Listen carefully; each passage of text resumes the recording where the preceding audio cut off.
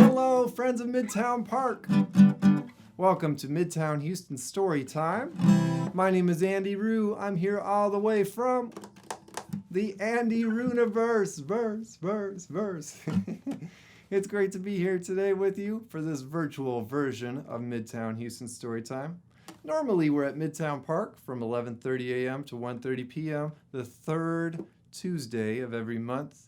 But right now, since we're at home, we're doing these virtual shows. So you could still enjoy your stories and your music at home. So we have a great story today. But first, we're going to play some music. So I have a song for you. And the song is called Smile.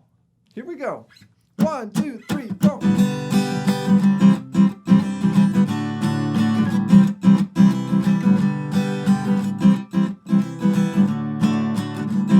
You can be anything. An astronaut, a lion tamer, a singer with a song to sing. You can go anywhere, to Mississippi or the moon, Timbuktu or Saskatoon. And when you get there, stay a while and smile. Remember to smile. Smile. You can be anything. A prince or a princess, a waiter or a waitress. You can go anywhere. To Cairo, Egypt, Arkansas, Paris, France, or Omaha. And when you get there, stay a while and smile. Remember to smile. Smile, smile, smile, smile. Whoa, whoa, whoa, whoa, yeah.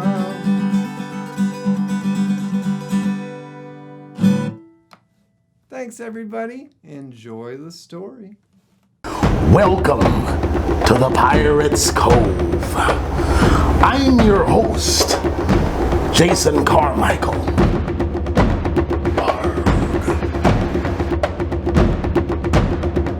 Ahoy, shipmates! Welcome to the Pirates Cove. I'm your host, Jason Carmichael, better known as Blackbeard. Well, they used to call me Blackbeard.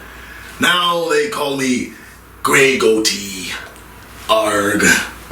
Alas, I'm here to share with ye all my adventures on the open sea and the many characters that I met on my journeys. Usually, when we think of pirates, we think of old meanies like Long John Silver and Captain Hook. But you can't always judge a book by its cover.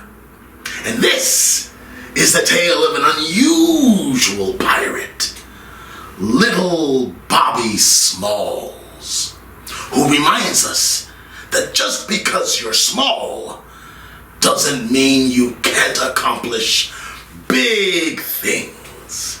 Ha ha! I love the sea, the salt air, the freedom. Freedom is something that little Bobby Smalls didn't have yet, because little Bobby was born into slavery. Notice, I didn't say he was born a slave. Nobody is born a slave. A slave has to be made. Little Bobby Smalls used to say, "I'm not a bed, I don't have to be made." High tide and low tide, and the waves roll in and the waves roll out, and the wind blows, and little Bobby Smalls grows up to be Big Robert Smalls. Now he's 23 years old, and the United States has finally been split by slavery into two, North and South. The country was at war with itself. Like many slaves, Robert had to fight on the wrong side of the Mason-Dixon line. He had to fight on the wrong side of right. He and his brother John were made to serve on the gunnery boat Confederate ship, the Planter. Remember, they were still slaves in the South, but not for long, because Robert Smalls had a plan. On May 12th, 1862, when the white officers had left the ship, gone on shore, Robert, his brother John, and the other 6 black crew members of the Planter smuggled their families on board the ship. Robert Smalls ordered the boilers be fired, and he sailed the Planter out into the open waters, slowly past the Confederate ships under the cover of darkness. When he reached the open waters, he pulled down the Confederate flag and hoisted a white flag of surrender. And then he rowed over to the Union fleet where their ships had barricaded the harbor. And he turned the Planter over to the Union. And he said, "I thought this might be something President Abe Lincoln would like." And indeed he did. The Planter was valued at $30,000. And Robert Smalls, his brother John, and the rest of the crew of the Planter received half of the bounty. And little slave Bobby Smalls became Captain Robert Smalls of the U.S. Navy. A Civil War hero for the United States of America. When he came back to South Carolina, Robert Smalls became a congressman and made it his mission to bring public education to all the children of South Carolina, so that you too would know your history. Remember, just because you're small doesn't mean you can't do big things. Until next time on the Pirates Cove, I'm your host, Jason Carmichael. Arg. Pete Seeger's story song, Abiyoyo. Illustrations by Michael Hayes. Abiyoyo, based on a South African lullaby and folk story. Text by Pete Seeger. Illustrations by Michael Hayes.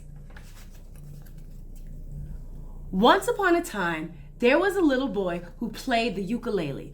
All around town he'd go, clankety clank, clankety clank, clankety clank, and the grown-ups would say, "Get that thing out of here."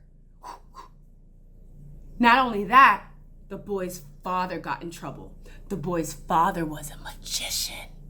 He had a magic wand, and he'd go zoop and make things disappear.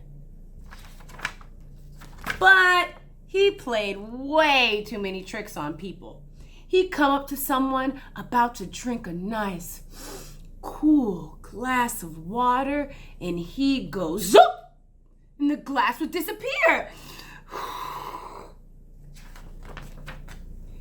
Someone doing a hard job at work zoop, zoop, zoop. Up comes the father with his magic wand. Zoop, no saw.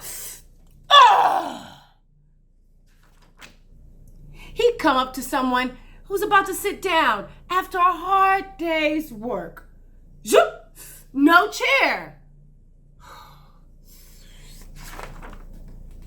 People said to the father, you get out of here too. You take your magic wand and your tricks, and you and your son just get. The boy and his father were ostracized.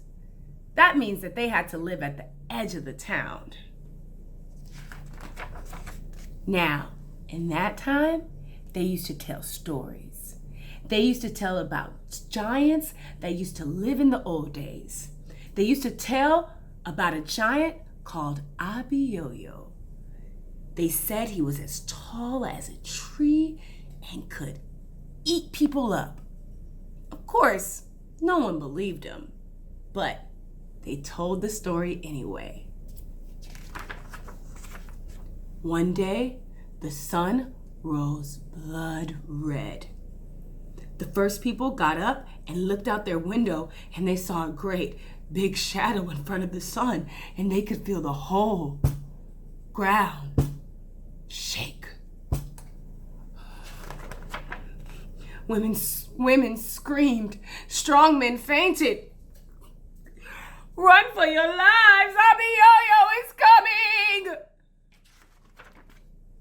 He comes up to the sheep pasture. He grabs a whole sheep. He comes up to the cow pasture. He grabs a whole cow. Men yelled, grab your most precious possessions and run! Run! Just then, the boy got up and looked out the window. Hey, Pa, what's that coming over the fields? Why, son, that's Abiyoyo. Oh, if I could only get him to lie down, I could make him disappear. The boy says, come with me, Pa. He grabs his father by one hand. His father gets his magic wand, and the boy gets his ukulele, and they run across the fields. People yelled, don't go near him, he'll eat you alive! The boy, there he was. There was Abiyoyo. He had long fingernails, 'cause he didn't cut them. He had slobbery teeth, 'cause he didn't brush them. He had stinking feet, 'cause he didn't wash them. And he had matted hair, 'cause he didn't comb it. He raised up his claws. Just then the boy pulled out his ukulele and started to sing, Abiyoyo, Abiyoyo. Why, the giant had never heard a song about himself before, and a foolish grin spread over his face, and he started to dance. The giant started to dance. Abiyoyo, Abiyoyo, Abiyoyo, Abiyoyo. The boy went faster. Abiyoyo, Abiyoyo, Abiyoyo, Abiyoyo, Abiyoyo, Abiyoyo. The giant got out of breath. He staggered. He fell down to the ground. Just then the father said, zoop! And he disappeared. People looked out their window. He's gone. Abiyoyo's disappeared. The people ran across the fields. They lifted the boy and his father up on their shoulders, and they said, come on, back to town.